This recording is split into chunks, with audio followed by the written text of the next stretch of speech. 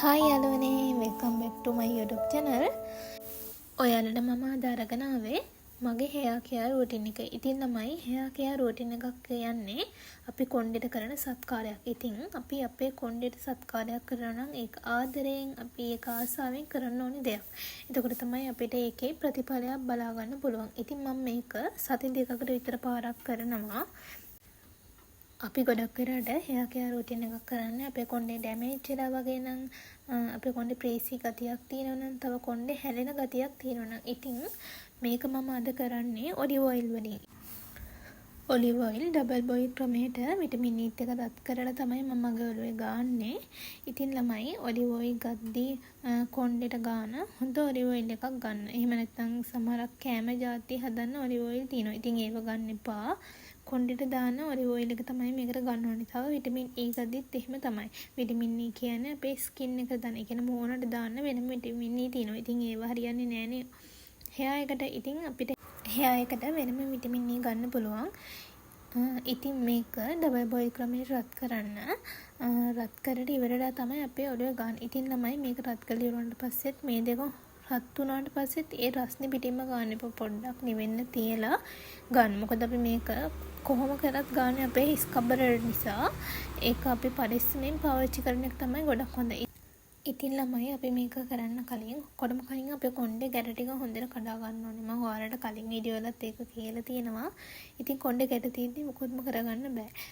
ඊට පස්සේ නාලා ගැට කඩන්න ගියොත් එහෙම අපේ කොණ්ඩේ වැඩියෙන් හැලෙන එක තමයි වෙන්නේ. ඉතින් ඒ නිසා මේක අපි ගැට ටික හොඳට කඩාගෙන තමයි ඔයිල් එක ඇප්ලයි කරන්න ගන්න ඕනේ. ඉතින් ගැට ටික හොඳට කඩාගත්තට පස්සේ ඉතින් ඔයිල් එක මම ඇප්ලයි කරන්න ගන්නවා. ළමයි මන් ළඟ මේ තියෙන මැසාජ් එකයි ඔයිල් බොටල් එකයි දෙකම මම ගත්තේ ඩරාස් එකෙන්. ඉතින් ඒකෙන් ඇත්තටම ඔයිල් බොටල් එකෙන් හොඳට ඔයිල් ඇප්ලයි වෙනවා ඔළුවට. ඉතින් මසාජ් එකෙනුත් එහෙමයි. හොඳට ඔළුව මසාජ් කරගන්න පුළුවන්. ඉතින් ළමයි මම අර හදාගත්ත ඔයිල් එක අර බොටල් එකට දාගන්න. ඉතින් බොටල් එකට දාගද්දී මම ටිකක් ඉතුරු කරගෙන තමයි දාගන්නේ. ඉතින් ඒ කියන මම ඔයාලට පස්සේ කියන්නම්. ඉතින් ඒක දාගත්ත ඔයිල් එක මම හොඳට මගේ හිස් කබරට ඇප්ලයි කරගන්නවා. ඉතින් ඇප්ලයි කරගන්න ගමන්ම අපේ කියන්නේ මුළු හිස් කබරටම ඇප්ලයි වෙන විදිහට තමයි මේක ඇප්ලයි කරගන්න ඕනේ. ඉතින් ළමයි සාමාන්‍යයෙන් අපි සත්කාරයක් කරද්දී එක හරි ආසාවෙන් ආදරයෙන් කරද්දී තමයි අපිට ඒකට හොඳ ප්‍රතිඵලයක් ගන්න පුළුවන්. අපි කලබලයකින් මේ කෝණයට පාට කරනවා නම් අපිට ප්‍රතිඵලයක් නැහැ. ඉතින් ළමයි හිස කෙස් වලට වගේම හිස් කබරටත් ඔයිල් කියන්නේ අනිවාර්යයෙන්ම අවශ්‍ය දෙයක්. ඒ කියන්නේ අපේ හිස් කබල වේලුනහම ඒ කියන්නේ ඩ්‍රයි ගතියක් ආවම හිස කෙස් ඩ්‍රයි ගතියකුත් එනවා. ඉතින් එතකොට තමයි හිස කෙස් ගැලවෙන ප්‍රමාණය වැඩි වෙන්නේ. ඉතින් ඒ වගේම අපේ අවුවට ගියාම දූවිලි වැදුනහම ඒ ඔක්කොම නැති වෙන්න තමයි අපි මේ hair care routine එකක් කරන්නේ. ඉතින් අර ඔයිල් එක හොඳට මුළු ඔළුවෙම ඇප්ලයි කරගෙන ඉවර වෙලා ඉතින් ඔයාලට මම කලින් කිව්ව නේද මම ටිකක් ඉතුරු කරගන්නවා කියලා. මෙන්න මේකට තමයි ඉතුරු කරගත්තේ. ඒ කියන්නේ අපි මම අර ඔයිල් බෝටල් එකෙන් හිස් කබරටයි අපේ කියන්නේ ඔළුවේ කොණ්ඩේ ටිකට තමයි ඒකේ මම ඔයිල් ඇප්ලයි කරන්නේ. අපේ කොණ්ඩේ අගිස්ස හරියට ඒ ටිකට මම අතින් තමයි ඇප්ලයි කරන්න. ඉතින් ඒ නිසා තමයි මම අර ටික ඉතුරු කරගත්තේ. ඉතින් කොණ්ඩේ මුළු කොණ්ඩෙම හොඳට ඔයිල් තියෙන විදිහට තමයි අපි මේක ඇප්ලයි කරගන්න ඕනේ.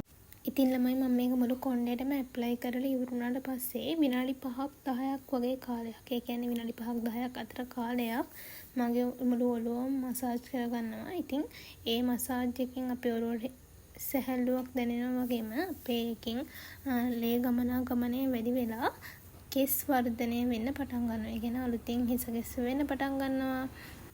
හිස කෙස් ගැලවී යන එකත් අඩු වෙනවා. ඉතින් ළමයි මේක යූස් කරලා මම පැයක් විතර ඉඳලා තමයි මේක ෂැම්පු කරලා කන්ඩිෂනර් යූස් කරලා හොදලා යවන්නේ. ඉතින් මේක කලින් දවසේ රෑ ගාලා මම පහෝදා උදේ දාන දවසුත් තියෙනවා.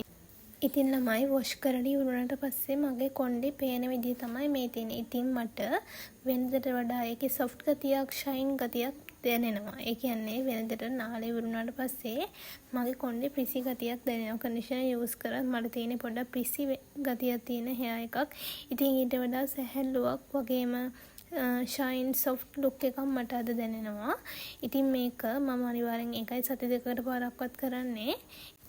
එහෙම නැත්තම් මම ඔයාලට කලින් වීඩියෝ එකෙන් අරගෙන ආපු පේරකොළ සත්කාරය තමයි මම කරන්නේ ගොඩක් දවස්වලට. ඉතින් මම හිතන විදිහට නම් hair care routine එකක් කියන්නේ කොණ්ඩයකට අනිවාර්යයෙන්ම අවශ්‍ය දෙයක්. ඉතින් ඔයාලත් නිරෝගී දිග කොණ්ඩයක් ලබා ගන්න කැමති නම් ඔයාගේ කොණ්ඩෙට ආදරය කරන්න පටන් අරගන්න. ඊට පස්සේ කොණ්ඩෙට ටික ටික සත්කාර කරන්න ගන්න. ඉතින් ඔයාටත් එතකොට දිග කොණ්ඩයක් වවා ගන්න පුළුවන්. ඉතින් මම එහෙනම් අදට ගිහින් එන්නම්.